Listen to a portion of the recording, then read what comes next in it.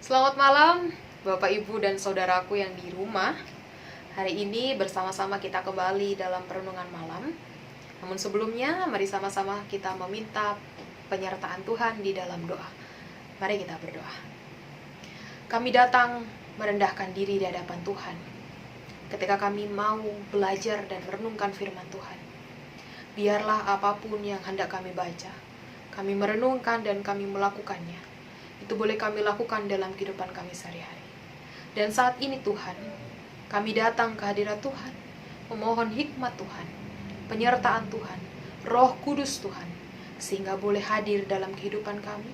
Kami mengerti, membaca, merenungkan firman Tuhan, dan melakukannya dalam kehidupan kami sehari-hari.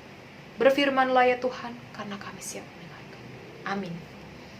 Bapak, Ibu, Saudaraku, pembacaan kita hari ini terambil dari kitab Zakaria.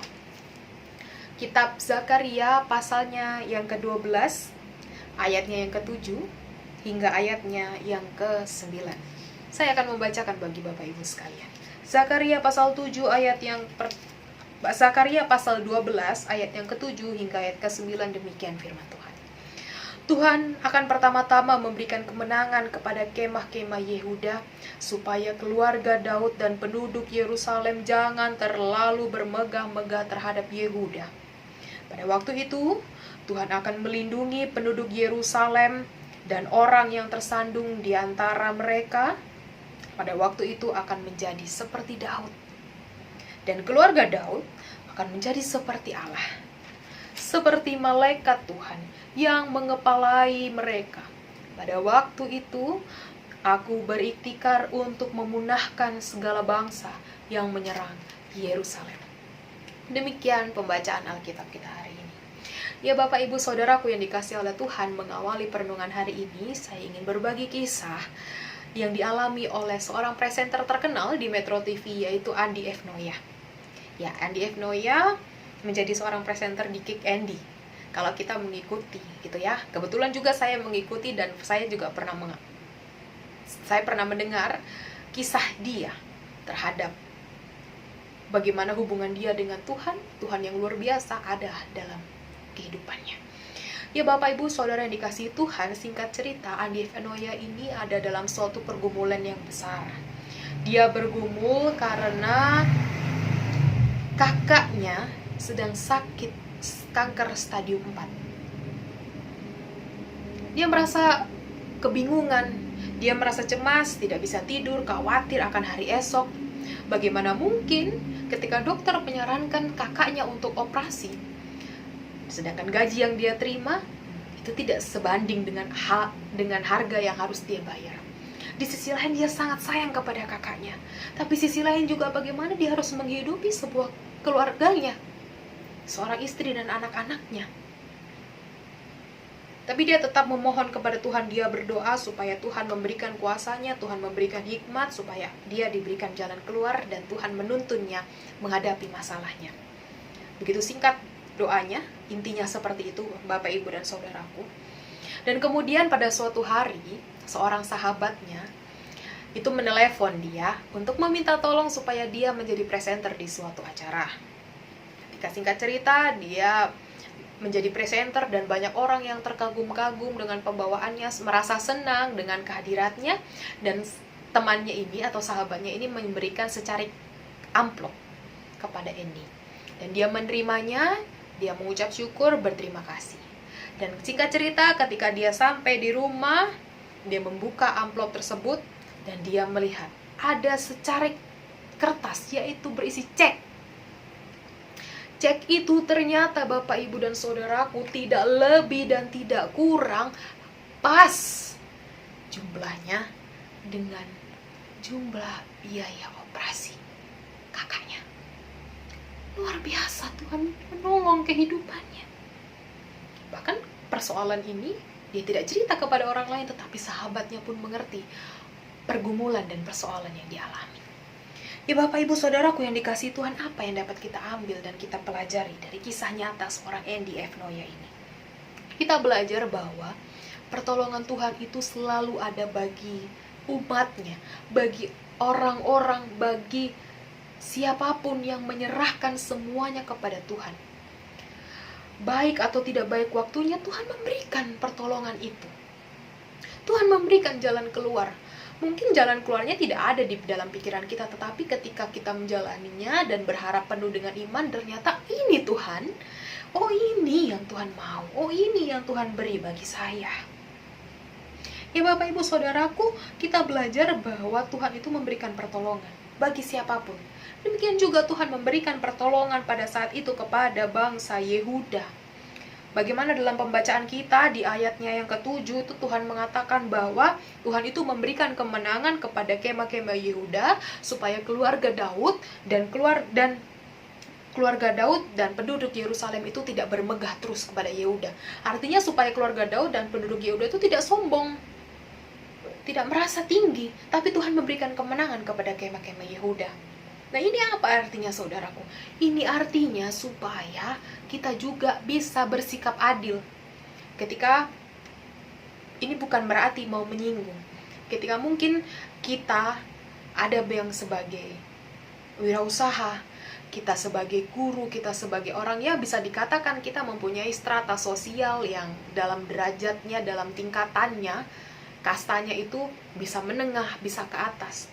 Lalu kita bisa bersikap semena-mena dan menganggap orang yang di bawah kita, maaf dalam arti pekerjaannya, status sosialnya, misalnya mereka yang sebagai penyapu jalanan, mereka yang sebagai office boy, mereka yang sebagai yang mengangkut-ngangkut sampah setiap hari, karena mereka mungkin tidak bersekolah, jadi karena kita yang bersekolah, jadi mungkin ada status sosial. Nah, Tuhan itu inginkan supaya kita tidak hal seperti itu. Jangan terlalu bermegah terhadap orang-orang yang di bawah kita. Ini juga pesan untuk saya dan Bapak Ibu Saudara, bagaimana kita merendahkan diri sama di hadapan Tuhan. Tuhan tidak membedakan, bahkan pertolongan Tuhan pun, Tuhan tidak mau hitung-hitung. Tuhan mau kasih kepada orang kaya, Tuhan mau kasih kepada orang yang, maaf dalam tanda kutip, berkekurangan. Ketika orang tersebut setia dan sayang mengasihi Tuhan, Tuhan pasti menyatakan pertolongannya. Jadi Tuhan meminta supaya tidak ada strata sosial bagi kita semuanya. Saling menolong, sehingga estafet pertolongan itu tidak berhenti saja. Ketika saya dan Bapak Ibu sudah merasakan pertolongan Tuhan, kita lanjutkan pertolongan itu kepada orang lain. Itu maksud Tuhan, mau Tuhan.